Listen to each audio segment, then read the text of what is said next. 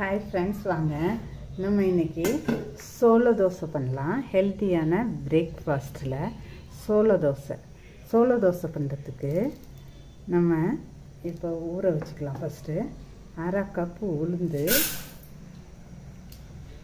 வெள்ளை சோளம் எடுத்திருக்கேன் நான். ஒரு கப் வெள்ளை சோளம், இட்லி அரிசி எடுத்திருக்கேன். 1.5 கப் இட்லி அரிசி, 1.5 கப் இட்லி அரிசி, 1 ஸ்பூன் வெந்தயம்.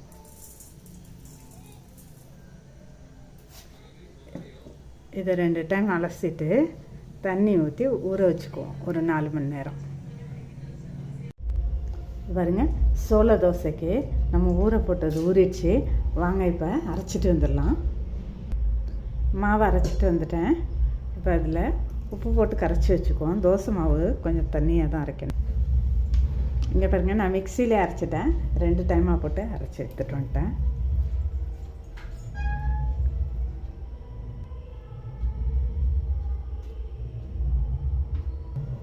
மாவில் இப்போ தேவையான அளவு உப்பு போட்டு கரைச்சி வச்சுக்கலாம்.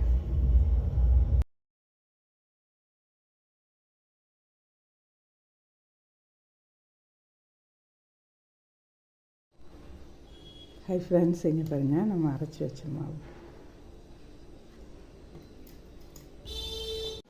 வாங்க சோள தோசை சுட்டுக்கலாம். ஒரு கரண்டி மாவு ஊற்றி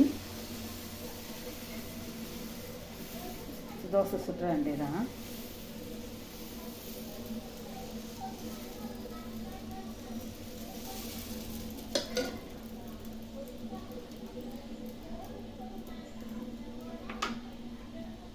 நல்லா நெய் ஊற்றி மொறுன்னு சுட்டு எடுத்துக்கணும்.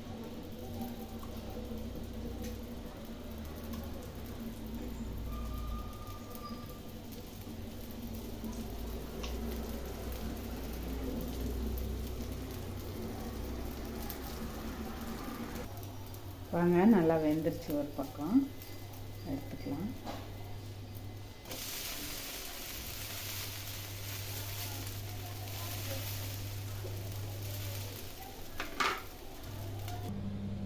தோசை சுட்டாச்சு, வாங்க சாப்பிட்லாம்.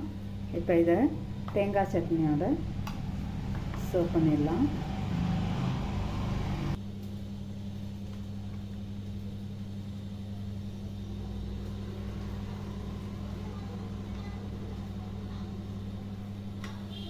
வாங்க சாப்பிட்லாம். ஓகே ஃப்ரெண்ட்ஸ், தேங்க்ஸ் ஃபார் வாட்சிங்.